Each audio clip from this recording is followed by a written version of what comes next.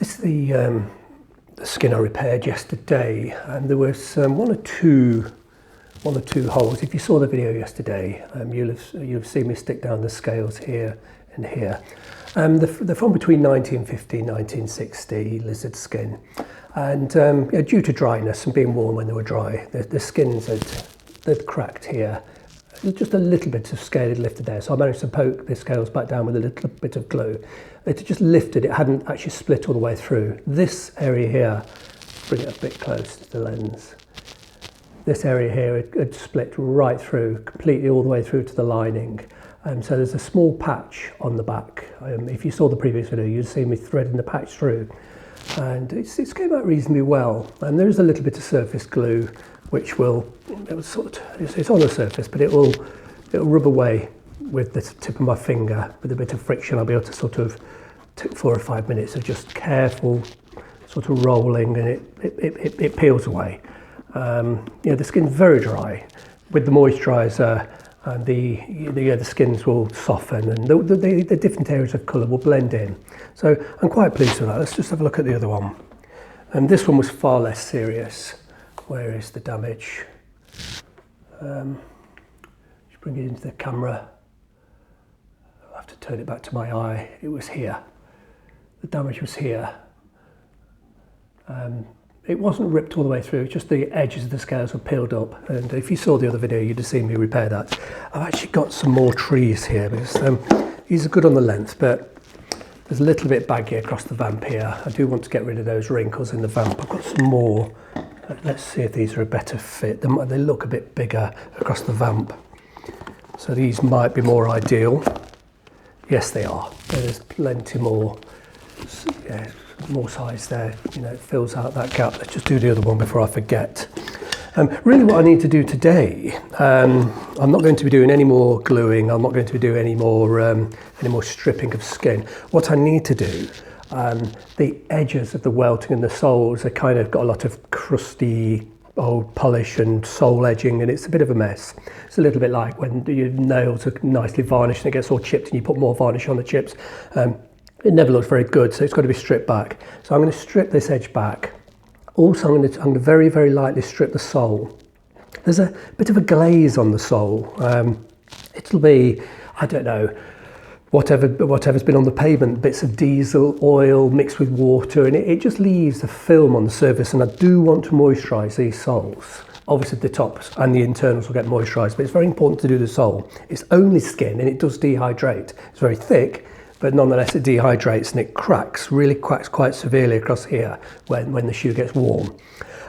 Moreover, when the leather is extremely dehydrated and dry, it becomes more brittle, and with walking, it'll wear through far more quickly than if they were well hydrated and soft and more supple. So I need to just remove a very fine surface, a micron or two. I'm not really wanting to sand them deep. I definitely don't want to do that. I just need to get this grotty surface off. So to be honest with you, it'll be mostly what will come off when the paper will be old polish and just whatever this sort of glazy surface is. I can't moisturise over that. The moisturiser will just sit on the surface. I need the moisturiser to sink in and sink into the edging. So whatever this is, I'm just going to remove it with abrasive paper.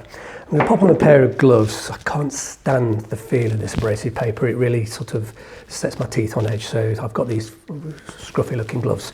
And do forgive the general sort of state of me. I'm absolutely covered in dust.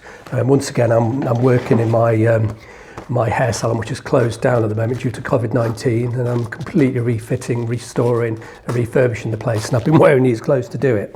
So I've just taken a quick break from that to do this film. So do excuse the scruffy, dirty looking state of me. This is 120 grit engineer's paper, all wet and dry. Now, it's very important not to let that paper touch the exotic skin. It will rip it to shreds. So I've got a sharp edge. I'm just going to hold it in my thumb. So I'll place the paper on the very edge of wear and hold it with my thumb. And my finger here is resting against the sole, so I can't accidentally slip. So let's just pop this on. And it's an easy job. It only takes a few minutes. This is quite a sharp cut, 120 grit paper, and it cuts through very, very quickly.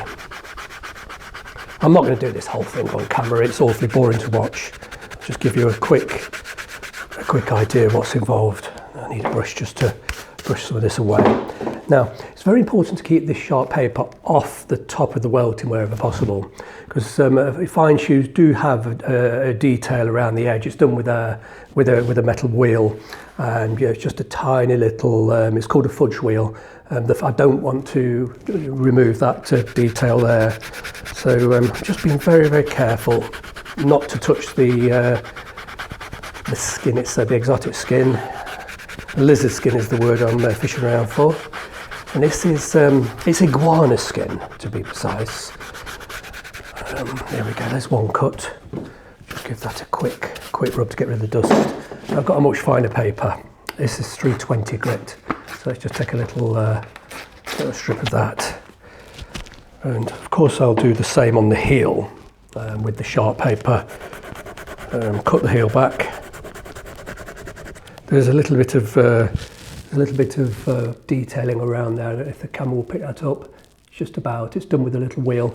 So I'll try and avoid that bit. I don't want to cut that out. It was put there by the makers and I want to keep it. So just working up to it but not over it. And reveal the layering of the heel. There's about 6 or 7 layers of leather packed up to make this heel. So throw the sharp paper down and get a finer one. This is 320. And I'll just go over it again. Be very, very, very careful not to touch the lizard. This is perfectly adequate just to get a smooth finish. To get away any polishers, any edge finishing, whatever was there, whatever will make a barrier needs to be removed. I'll need the moisturising cream to really sink into the edges.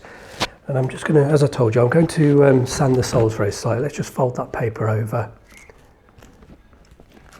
There we go.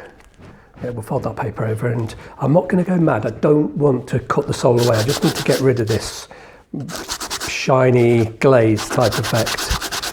There we go, you can see it. I just do a few rubs in the middle here. See the difference? That's fresh skin underneath there, a little bit coarse because the paper's so sharp. I'll use a finer paper, but I'll go over the whole sole. I'll do the heel as well, actually. You know, that's just leather. I don't want that grinding down.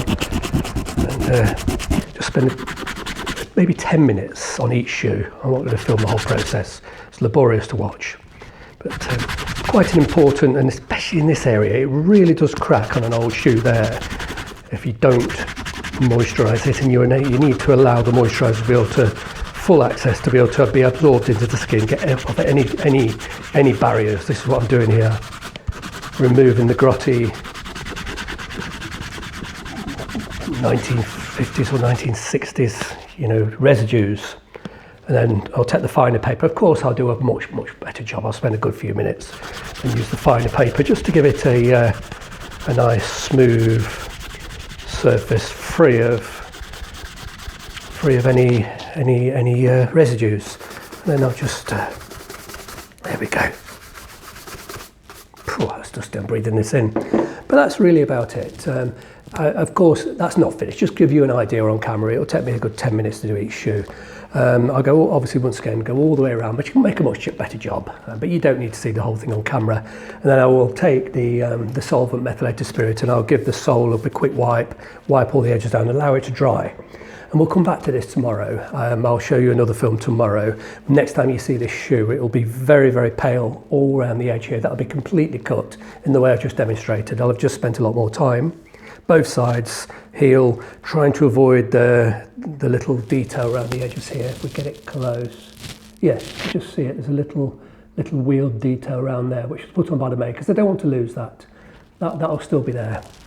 And then we'll start moisturising these shoes. It will take a few days. They're very dry. I anticipate having to moisturise them every day for at least 7 days, maybe more. But I'll show you the first one on camera tomorrow. And once again, I'm going to stop here because I'm absolutely filthy. I need to be really carrying on with what I'm supposed to be doing, which is refitting my hair salon. So thanks again for watching, and there'll be another video tomorrow.